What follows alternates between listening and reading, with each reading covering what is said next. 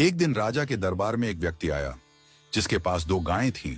वह व्यक्ति राजा के सामने पहुंचा और बोला, महाराज, आपके राज्य में इतने विद्वान पुरुष हैं, आपके मंत्रिमंडल में इतने बुद्धिमान लोग हैं।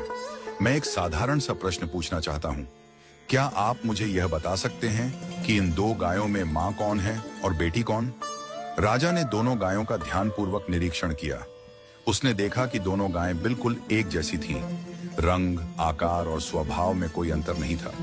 राजा की समझ में नहीं आया कि मां कौन है और बेटी कौन। उसने अपने मंत्रिमंडल को बुलाया और सबसे बुद्धिमान मंत्री से कहा, तुम देखो और बताओ कि मां कौन है और बेटी कौन।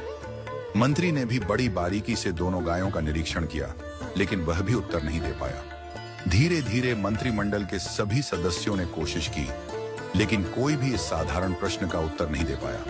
राजा को बहुत अफसोस हुआ कि उसके मंत्रिमंडल में एक भी व्यक्ति इतना बुद्धिमान नहीं है जो यह बता सके कि मां कौन है और बेटी कौन।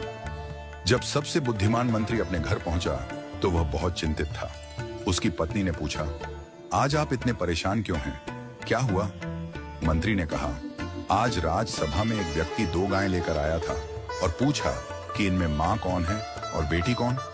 हम सबने देखा, लेकिन दोनों गायें एक जैसी दिखाई दी।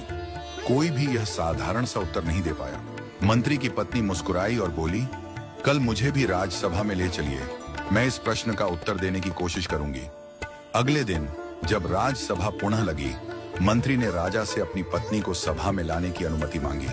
राजा ने अनुमति दे दी। मंत्री की पत्नी को बुलाया गया और दोनों गायों को भी सभा में लाया गया। मंत्री की पत्नी ने कहा, महाराज, मुझे एक अवसर दें। उसने दोनों गायों के सामने घास के एक एक टोकरे रखवाए। जब दोनों गायें घास खाने लगीं, तो थोड़ी देर बाद मंत्री की पत्नी ने घोषणा की, यह गाय मां है और यह गाय बेटी है।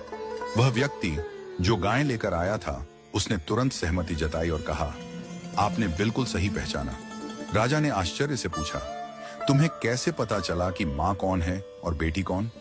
मंत्री की पत्नी ने समझाया, जब मैंने दोनों के सामने एक जैसा घास का टोकरा रखा, तो जो बेटी थी उसने जल्दी जल्दी अपनी घास खा ली और अपनी मां के टोकरे में भी खाने लगी। दूसरी ओर मां ने घास खाने की गति को धीमा कर दिया, आराम से खाने लगी। एक मां ही इतनी निस्वार्थ होती है कि खुद भूखी रहकर भी अपनी संतान को खिलाती है।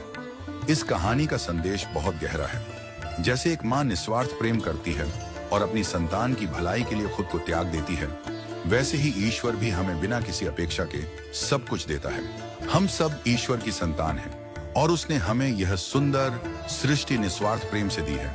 हम अक्सर ईश्वर से केवल अपनी इच्छाओं की पूर्ति की प्रार्थना करते हैं, लेकिन कभी यह नहीं पूछते कि हे प्रभु, आप खुश तो हैं? जिस तरह हमें अपने माता पिता का सम्मान करना चाहिए, उनसे बातचीत करनी चाहिए और उनकी खुशी का ध्यान रखना चाहिए, वैसे ही हमें ईश्वर से भी संवाद बनाए रखना चाहिए। यदि हम अपने माता पिता से दिन में बस एक बार पूछ लें कि आप खुश तो हैं, तो उनके आशीर्वाद से हमारे जीवन में कभी दुख नहीं आएगा।